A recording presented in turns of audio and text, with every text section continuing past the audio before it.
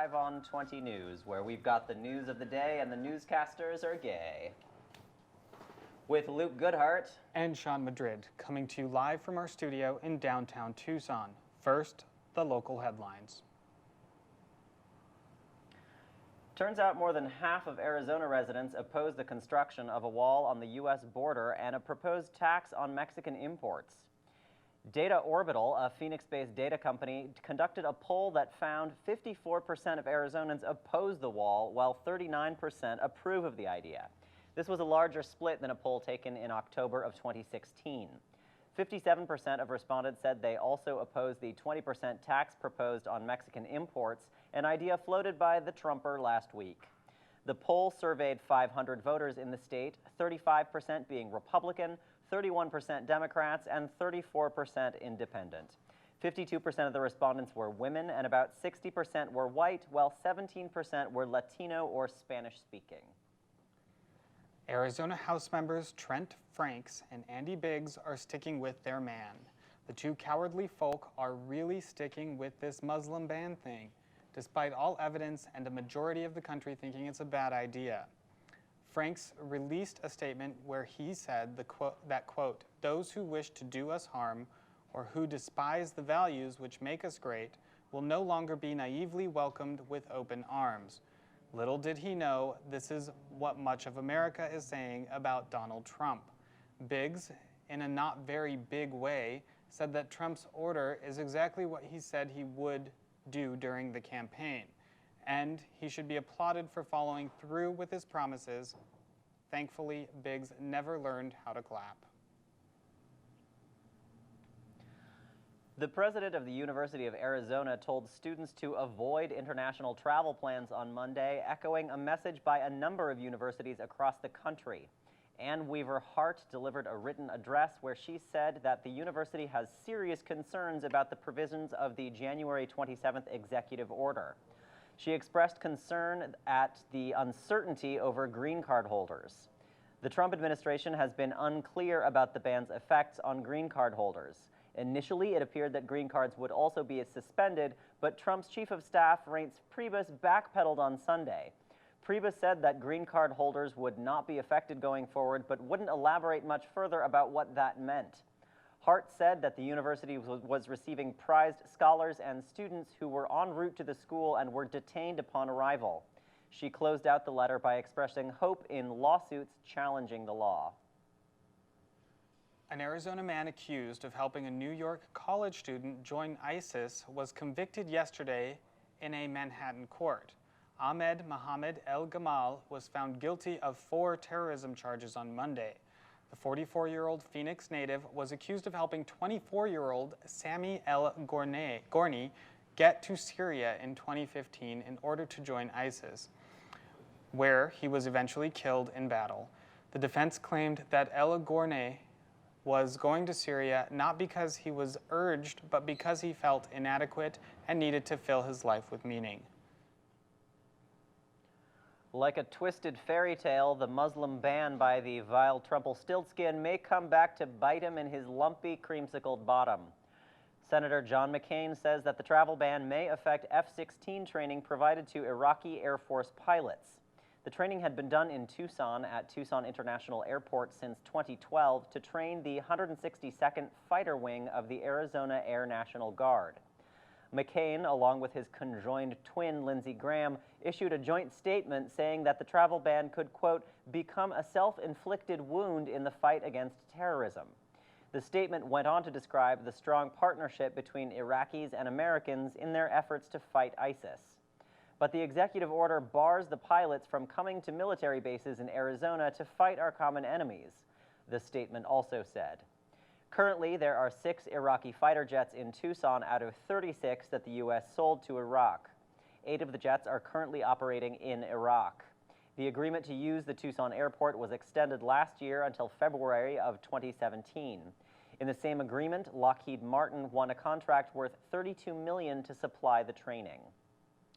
A new visitor center for families involved with the Department of Child Safety opened its doors over the weekend.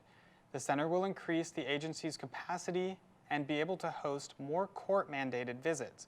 In a recent press release, DCS said that there are close to 4,000 children currently living in shelters, foster homes, and relative placements, with the hope of one day being reunited with parents. This is the agency's second facility and will allow Aviva's Children's Services about 400 more visits per month and to serve more than 1,000 children per year. Families get their own visit rooms and make use of common areas. There's also an indoor playground, dining area, and game room. Tucson officials are anxiously awaiting a firm definition on the term sanctuary city because it could mean reduced funding for the old Pueblo. About $100 million are at stake if Donald Trump follows through on a promise to penalize cities that harbor undocumented immigrants. Tucson has not yet officially declared itself a sanctuary city, but it did declare itself immigrant-friendly last month. City Councilman Steve Kozachik said that a sanctuary city is a term of art because it doesn't have any clear parameters. There have been conflicting lists of who is included as a sanctuary city, although cities such as Los Angeles, New York, and Chicago have officially taken on the term. The lists range from 160 cities on the low end to more than 360 counties on the high end. Last Thursday, Tucson Police Chief Chris Magnus signed a letter to Homeland Security saying that the term sanctuary city is too broad. The designation would most directly impact law enforcement, who would have to enforce Trump's proposed harsh immigration laws. He said that Congress needs to define the term so that, quote, cities like us can know whether or not we're captured in this thing. Councilwoman Regina Romero said that the city should get ready to fight the issue in court. Yesterday, about 500 people gathered to protest in downtown Tucson to oppose Donald Trump's recent Muslim travel ban. The protest met from 4 to 7 p.m. in front of Senator John McCain's office. While McCain and fellow Senator Jeff Flake have come out against Trump's executive order, they have not yet taken any action. Protesters are aiming to urge the senators to further condemn Trump's ban and use their congressional powers to fight back on the ruling. 5 on 20 News was at the protest to bring you coverage from the ground in a live broadcast. Today, we bring you our highlights. Enjoy. We're here outside of Senator John McCain's office, also the site of Operation Streamline, the federal court system that tries over 70 migrants a day and sentences them to jail time and then deportation, an apt site for the no ban, no wall protest. McCain and Senator Jeff Flake have come out against his executive order, but have yet to take any action. Protesters are prompting the senators to use their congressional power to fight back against the ruling. We're going to go out into the crowd. Peace, destroy fascism! We're here at the no ban, no wall protest. A lot of energy, people of all ages. I'm going to see if we can get anyone to tell us a little bit about why they're here. Yeah, sure, absolutely. I am here to show support for immigrants and refugees in Tucson. That's really the simple part. Really excited to see people out, feeling like we all need to be getting out on the streets and expressing our opinions a little bit more, and I feel like that's waking up in Tucson. So It's wonderful. What other ways are you mobilizing and getting people around you to mobilize around these issues? yeah, great question. So I'm a graduate student here at the University of Arizona, and I'm in geography and I study energy issues. So I'm really involved in those conversations around renewable energy transition. Going to meetings, trying to get students and professors and other people in the community together to have discussions, trying to follow policy and stay engaged. So those are some of my tactics. Yeah. Wonderful. Thank you. And what was your name? Remy Franklin. Thank you, Remy. Would you like to say anything for the local 5 on 20 News about why you're here at this protest? Well, I think our sign pretty much says it all, yeah? Immigrants, refugees, we stand with you. Yes, would you like to be on the news? What does your sign say? No man, no wall. What does that mean to you? I hate Trump. Make him shut up his business. What's your name? Renee? Renee? Nice to meet you. Why are you here today? I'm here to protest this fascist president we got and to stand up for refugees and all kinds from Syria and immigrants, Mexican immigrants, for human beings. I'm here to stand for human beings. And let this fascist president know that this is not America. America welcomes everybody. America doesn't discriminate against religion, sex, or race. So we're not gonna let him destroy America. No hate, no fear.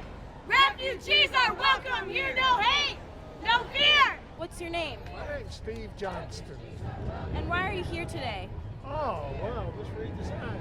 Tucson welcomes refugees. That includes everyone, especially our neighbors. Yes, and can you tell me a little bit about your shirt that says "Shut Down Streamline"? How is that related? Now you asked the right question. You see this building right here? Every single day, that's a federal courthouse, at least 4, sometimes 5 days a week, they arraign, counsel, charge, try, plea, convict, and sentence shackled up to 70 shackled men and women every single day. And it's been going on since 2008, and over 300,000 people in this very building have been sentenced to jail for trying to help their families by crossing the border without documentation and without inspection. It's not a felony, but they're charged with a felony. But they have to plead to a non-felony, to a misdemeanor, which is crossing without inspection. And they're then sentenced to a minimum of 30 days in jail. Hey, darling!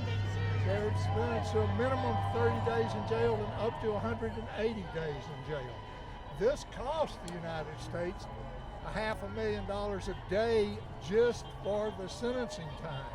These people, every single day, up to 70 people are sentenced to a total of 5 years in prison. Now that's not the cost of the judges and the contract lawyers and the room and the bailiffs and the Border Patrol and the U.S. Marshals. That's just the cost of incarceration. So it's a terrible thing happening right here every single day, including today, most likely. Yes, and how can people get more involved in ending Operation Streamline? End Operation Streamline.org, or just Google End Operation Streamline and you'll find several different ways of accessing it, including the ACLU, including grassroots, and a lot of different people. Hello, I'm Leah Malin for 5 on 20 News. Would you like to tell us a little bit about what you're doing here today? I'm sorry, I'm not going to answer any questions. If you have any questions for the department, you can contact our PIO. And what exactly are you doing right now? Like I mentioned, any questions you have reference this event, you can contact the PIO. I wanted Senator McCain to know that we appreciate that he's one of the few Republicans with the courage and integrity to stand up to Donald Trump. And as much as we appreciate that, we need him to not only keep doing it, but stand stronger, louder, clearer for as long as it takes. I hope it doesn't take 4 years. I'm hoping it'll be less. And he also needs to rally support amongst other Republicans who hopefully day by day are getting more and more frightened by this administration. So, thank you very much. Anything else you'd like to add? I think that says it all. Have a great evening. You too. Zaida, Libya. What are you doing here today? I was a speaker and I am speaking against this white supremacist regime. In what other ways do you think it's going to be important to mobilize in the coming times? Oh my gosh, in every way. What we've been seeing this week is the consolidation of power by this new administration is absolutely dangerous. They're filling state departments with their inner circle. This ban that has happened is absolutely unprecedented. It wasn't illegal immigrants, it was people with visas and people with green cards, and they weren't allowed to see their lawyers. So this is revocation, immediate revocation. We saw them ignore the judge's rulings. This is pretty extreme. And where are we looking to now for the coming months and weeks? They're banking on people getting tired and not doing, kind of seeing where our strengths are. So what we need to do is constantly be out on the streets, constantly holding our elected officials to a really high standard. And I mean not just a simple little apology letter like the one that McCain released. We're talking hard resistance from our elected officials and really just us showing up and being there 24/7, letting nothing slide, nothing pass us. What's your name, sir? My name is Bashir Mayahi. And why are you here today? I'm here supporting my girlfriend and her family.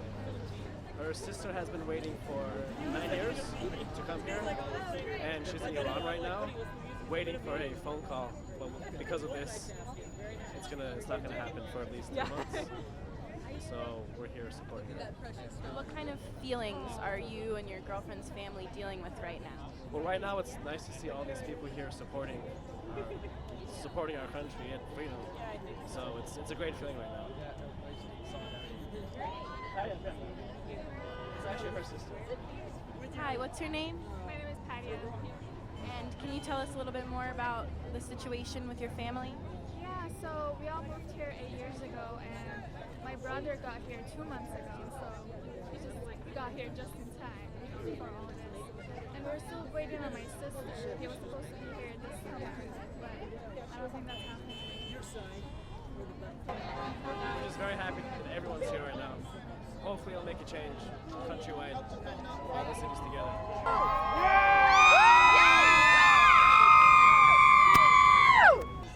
Yes, what's your name? My name is Kishna. I am Muslim and I'm not a terrorist. Thank you so much for being here. Thank you.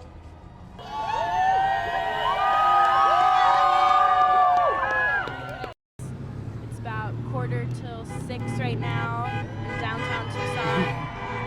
I'm Leah Malin for 5 on 20 News. Wow, great job, guys. Now, in national and international news. The Apprentice Supreme Court edition came to a close last night with Donald Trump choosing Neil Gorsuch to be a member of the Supreme Team. The Gorsuch appointment marks the youngest Supreme Court judge ever named and the first judge to be named after a grindcore band. Gorsuch served on the 10th Court of Appeals in Denver and is considered a solid conservative, although not extreme in his views. He attended Harvard and Oxford, so he obviously has a stirring rags-to-riches story that will inspire us all. One controversial decision for the judge was the contraception case involving Hobby Lobby, a department store chain. Gorsuch ruled that Hobby Lobby was justified for not providing health care to its employees if insurance covered contraception. This led to a controversy over the religious rights of private businesses, since the Hobby Lobby decision was driven by the owner's religious beliefs. Despite calls by Democrats to oppose any of Trump's Supreme Court picks, they have not officially said if they will oppose Gorsuch and force the Republicans to use the so-called nuclear option, which enables the party to approve the pick with 50 votes instead of the normal 60. Another option is that Democrats can try to seek a deal with the president by supporting his pick. 123 environmental activists have been killed in Honduras since the 2009 military coup, according to the human rights group Global Witness. The group alleges that the elite class of Honduras is behind the violence and are using criminal methods to terrorize communities with penalty. Word of the murders began to spread after the killing of Berta Cáceres, who was the recipient of the 2015 Goldman Environmental Prize. Cáceres was shot to death after receiving death threats and persecution from the state for her opposition of a hydroelectric dam. The dam was built on the Hualquerque River, which is held sacred by the Lenca people, of which Cáceres is a native. Global Witness uncovered documents showing that the private company behind the dam was awarded the contract with no input from the community. The company's board of directors included influential business, political, and business leaders. Cáceres had told Global Witness that she was offered a bribe, but she turned it down. Last year, The Guardian uncovered a hit list of dozens of social activists that included Cáceres' name. A military force trained by U.S. Special Forces was ordered to kill the people on that list. Citizens of Honduras have begun to speak out about the killings, yet they continue. The violence grew after the U.S.-backed coup in 2009 that removed the populist president Manuel Zelaya. Since then, Honduras has had one of the highest murder rates in the world, with street gangs terrorizing communities along with the elites. This has caused a crisis in the country, causing many Hondurans to take the treacherous journey through Mexico to reach the U.S. A Republican in the House introduced legislation that would allow the federal government to sell off a piece of land the size of Connecticut. Jason Chaffetz, Republican representative of Utah, proposed the bill, HB 621, which would permit the sale of 3.3 million acres in 10 different states, including Arizona. Chaffetz said that the land served no purpose for the taxpayer, not realizing that campers, hunters, and fishermen are indeed taxpayers. In New Mexico, the state is expected to lose 800,000 acres of land that produces $650 million in economic activity each year. Jason Amaro, who lives in New Mexico and heads the Southwest chapter of the Backcountry Hunters and Anglers, said that the move is a, quote, land grab. Scott Green, a conservationist from Utah, says that communities are not being asked for their opinion and that the federal government is trying to take the land as quickly as they can before the public finds out. Chaffetz also introduced a second piece of legislation that would take away the law enforcement capabilities of the Bureau of Land Management and the U.S. Forest Service. Bobby McEnany of the Natural Resources Defense Council says that this will prevent the public lands from being kept safe.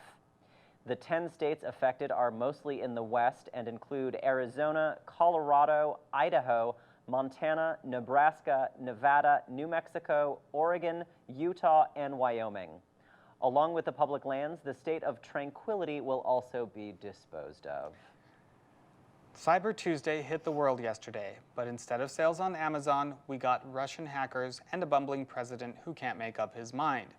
Yesterday, Donald Trump was supposed to sign an executive order outlining a strategy on fighting cyber terrorism. However, Trump postponed the signing after he learned that he had run out of the ink from last week's Festival of Signing Statements. Several media outlets got a copy of what they say is a statement draft. Interestingly, there isn't a single mention of Russia in the draft, which is odd considering that the country has been one of the prime offenders of hacking around the world. Case in point, the Czech Republic yesterday announced that they suspect Russia of hacking dozens of its diplomats after the Czechs suffered a massive security breach. The Czech foreign minister has his own email hacked, which he says contained information related to NATO and the country's European allies. Czech security experts say that the hacks were carried out in a similar way to the cyber attacks on the Democratic National Committee last year. The attack occurred at the same time that the Czech Republic is holding a Russian citizen who was captured by Interpol on charges that he hacked the networks of LinkedIn, Dropbox, and Formspring. Yevgeny Nikulin is a 29-year-old Russian who faces 30 years in prison if he is found guilty of the cyber attacks. Russia and the U.S. are battling over the extradition of Nikulin, who was arrested 3 days before the Obama administration accused Russia of hacking the DNC. One of the hacked companies, Formspring, was the platform used by Anthony Weiner in his sexting scandal, which led FBI agents to search Weiner's computer and find further information related to Hillary Clinton's email. However, while there are a lot of strange puzzle pieces, there is no direct evidence linking Nikulin to the DNC hacks. Hundreds of Somali refugees are stuck in Kenya, many of whom had been waiting 7 to 10 years to resettle in the U.S. The refugees have all been extremely vetted by the U.S. and UN officials, and some already had checked in for their flights before learning the news that Donald Trump signed an executive order barring their travel. Many of these refugees had emptied their bank accounts and sold all their goods before taking the treacherous journey from Somalia to Kenya in order to escape to the U.S. A total of 26,000 Somalis are now stuck in Kenyan limbo, unsure of what happens next. Kenya has vowed to kick out the refugees in May, a little over a month after the travel ban ends, meaning that many of these refugees are unlikely to make it in time. Representatives from UN agencies were scheduled to meet in Nairobi to talk with local officials about the new ruling and to try to find a solution to the problem. Most of the refugees live in Dadaab, a huge tent city that 300,000 Somalis currently call home. The First Amendment took a beating last week as a group of filmmakers went on trial Monday for filming protests at the Dakota Access Pipeline demonstrations. 9 criminal cases were filed against different filmmakers and live streamers who did not directly participate in protests. They claim that their filming constitutes their First Amendment rights. Steve Lipte, who is facing criminal charges of trespassing and aiding and abetting a crime, said that the activists were responding to a climate emergency and that the media has to tell their stories. Lipte is involved with filming an incident where protesters closed emergency valves on part of the pipeline.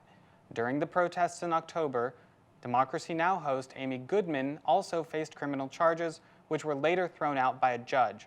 And this isn't the only example of the First Amendment getting reinterpreted. Filmmaker and professional Twitter troll Josh Hadley is being investigated by the Secret Service for allegedly sending death threats to the @RealDonaldTrump. He sent over 30 tweets to the president, joining a chorus of Twitter voices condemning the president. In one of his tweets, he said, quote, "Do you think if I shot @RealDonaldTrump, Jodie Foster would love me?" This is a reference to John Hinckley, who shot President Ronald Reagan and had an obsession with the actress. Hadley said he was trying to get a reaction and be funny, but apparently our famous thin-skinned president didn't think it was so humorous. The Grindhouse channel, a Roku channel where Hadley works, was contacted by the Secret Service and informed of the tweets. They later fired Hadley for making the tweets, which the Secret Service said were threatening to the president. Remember, guys, the First Amendment isn't for speaking freely. It's for donating unlimited amounts to political campaigns. Get it right next time. Try to keep that in mind. Well, megachurch pastors like Robert Jeffries and Franklin Graham are being very unchristian in their support for Trump's Muslim ban, there are many more evangelical Christian leaders who oppose the plans. The leader of World Relief, a humanitarian group under the National Association of Evangelicals, spoke out against the refugee ban. Scott Arbrighter said that his group opposes any religion test that would place the suffering of one people over another. Bishop Joe Vasquez of the U.S. Conference of Catholic Bishops also criticized Trump's plan to prioritize Christians over other religious groups. Vasquez said, quote, "We need to protect all our brothers and sisters of all faith, including Muslims who have lost family, home, and country." The CEO of Open Doors USA, who represents persecuted Christians, even took a swipe at Trump. CEO David Curry said that, quote, "Cherry-picking one religion over another only exacerbates the already severe worldwide trend of religious persecution." A letter signed by the president of the National Association of Evangelicals, which represents over 45,000 churches, asked the president to reinstate the refugee resettlement program immediately. Although evangelicals backed Trump's gag order for 8 organizations that perform abortions, they largely appear to disagree with the refugee ban. Trump is quickly losing much of his support for the program besides the yes men surrounding him. Let's just watch and enjoy as he burns the evangelical bridge and falls into an ocean of alternative facts and spray tan. Data statisticians in the U.S. are concerned that the Trump administration will alter or suppress statistics for political purposes. Catherine Wallman, who was a chief statistician for the U.S. government since 1992, said that her colleagues fear that the administration will pick and choose numbers to suit its political goals and urge the incoming administration to use the same base numbers. The fear comes from some statements that the president has made, such as calling the 5% unemployment rate, quote, phony, and one of the biggest hoaxes in American modern politics. Trump countered that he'd heard that the real number was 28, 29, or as high as 35%, and cited a toddler from Clawson, Michigan as his source. Another concern was the Trump administration's decision to halt any EPA studies before getting clearance from top officials, which some have called scientific censorship. Another fear is private involvement with data collection, such as the census. Critics say that the census data can easily be manipulated. For example, a survey measuring the poverty rate among Hispanics can change the definition of what Hispanic means, therefore manipulating the results. Republicans are already on their way to manhandle data to fit their needs. 2 Republican-sponsored bills would stop data collection in Chicago and Baltimore used to address racial segregation in public housing. The bill, called the Local Zoning Decision Protection Act of 2017, states that no federal funds may be used to design, build, maintain, utilize, or provide access to a federal database of geospatial information on community racial disparities. This continues Trump's war on information and his replacement with alternative facts. 2 years from now, we'll all be led to believe that it was baby Trump who lay in the manger. In light of the Muslim ban enacted by our lovely Lady Trumps, a number of news sites have looked at the odds of actually being killed by a terrorist, which, surprise, surprise, isn't very high. One chart going around the internet uses government statistics showing that 2 people in the U.S. were killed by Islamic terrorists in the past 10 years. In that same period of time, there were 737 deaths from falling out of bed, 69 deaths from lawnmowers, 31 by lightning, and 5 from far right-wing terrorists. But the king of the killings goes to our fellow countrymen with 11,737, thus proving that America wins at everything. Perhaps most shocking of all was that over a 10-year period, 21 Americans were killed by armed toddlers.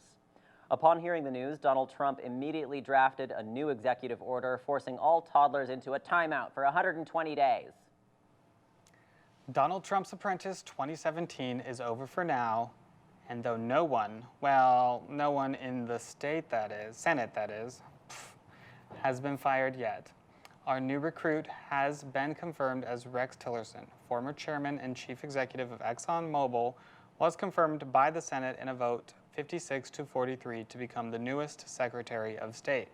Though his views might send environmentalists packing for the next march on the Trump administration, Democratic-leaning foreign affairs officials are welcoming the selection, hoping to balance out the president. Senator Chris Coons from Connecticut opposed the nomination based on Tillerson's dealings with ExxonMobil and whether or not this would produce any ramifications or impact his response with Russia. Reportedly, Tillerson opposed sanctions against Russia after its invasion of Ukraine and was awarded the Order of Friendship by Vladimir Putin. This was Luke Goodhart and Sean Madrid for 5 on 20 News. Thanks so much.